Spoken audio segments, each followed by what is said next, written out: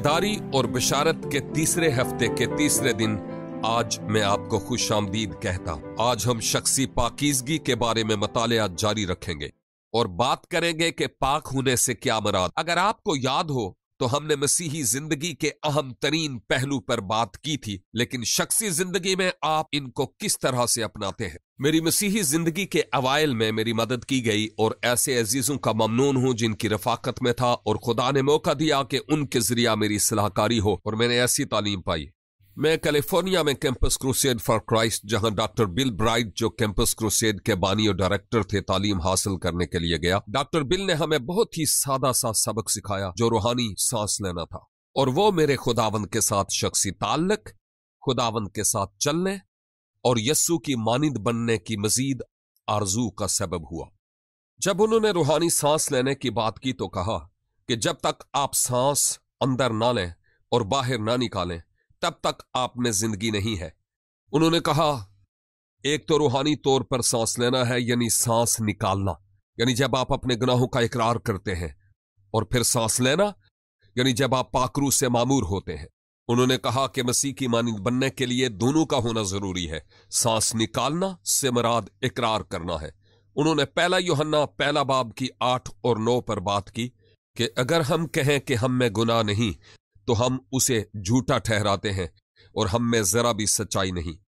लेकिन अगर हम अपने गुनाहों का इकरार करें तो वो हमारे गुनाहों के मुआफ करने और हमें सारी नाराजगी से पाक करने में सच्चा और आदिल है। डॉक्टर बिल ने हम सब के सामने ये चैलेंज रखा और कहा कि मैं चाहता हूं कि आप सब जाकर एक कागज लें और किसी अकेली जगह पर बैठ जाएं और हर वो बात जो खुदा को खुश नहीं करती उसे लिखें और लिखते वक्त इकरार करें। और जब आप इकरार करते, तौबा करते और फिरते हैं तो वो आपको पाक करेगा और आपकी जिंदगी से इन्हें दूर करेगा। और जब आप फिर जाएं, तौबा कर लें, तो फिर ये दुआ करें, ऐ खुदा मेरे दिल को जांच और पहचान और देख के मुझ में कोई बुरी रवश तो नहीं।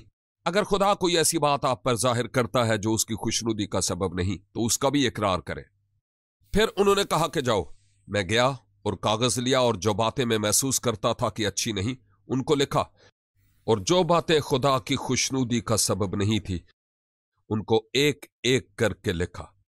और मैंने खुदावंद से कहा, ऐ खुदा तू मुझे मुआफ कर, मैं गलत था, मुझे मुआफ फरमा। ऐसा करने के बाद जब खुदा ने मुझे पाक कर दिया तो मैंने फिर वही दुआ की, ऐ खुदा मेरे दिल को जांच और पहचान और देख के मुझ में कोई बुरी रविश तो नहीं। जब मैंने ये दुआ कर ली तो खुदा ने अपने पाक रूह के वसीला से मुझ पर वो कमजोरियां जाहिर की जिन्हें मैं कमजोरियां समझता था, मेरे मसाइल थे, लेकिन असल में वो गुनाह था।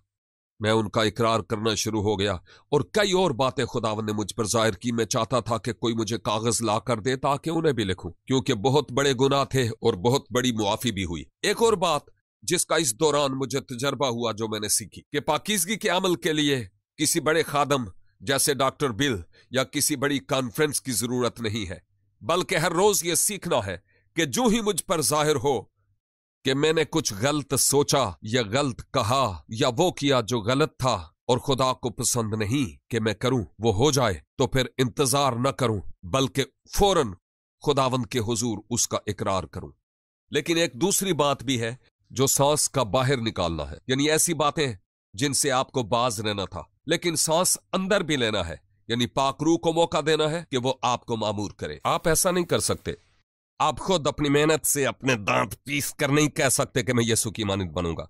यह खुदा के फजल और पाक रूह का काम है। लिहाजा ईमान के साथ आप रूहुल कुद्स से दरखास्त करें कि वो आपकी जिंदगी के हर पहलू का जिम्मा ले, यानी आपके ख्यालात, खानदान और शख्सी जिंदगी, मुआशरती जिंदगी, रिश्ते और आपकी जिंदगी का जो कोई भी पहलू क्यों ना हो उसको खुदावंद के हुजूर लाएं और उससे दरखास्त करें कि वो पाक रूह की कुदरत के वसीला से आपकी जिंदगी के इन पहलुओं का जिम्मा ले और इन पहलुओं को पाक रूह के सुपुर्द करें, और पाक रूह आपकी जिंदगी के इन तमाम पहलुओं का जिम्मा लेगा और रूहुल कुद्स आपको मामूर करेगा, और इस मामूरी के सबब से आप और ज्यादा यीशु की मानिंद बनते चले जाएंगे, और यूं आप और ज्यादा और ज्यादा और ज्यादा यीशु की सूरत पर ढलते चले जाएंगे, क्योंकि रूहुल कुद्स आपकी जिंदगी में यीशु को जलाल देता है। सांस बाहर निकालें, अपने गुनाहों का इकरार करें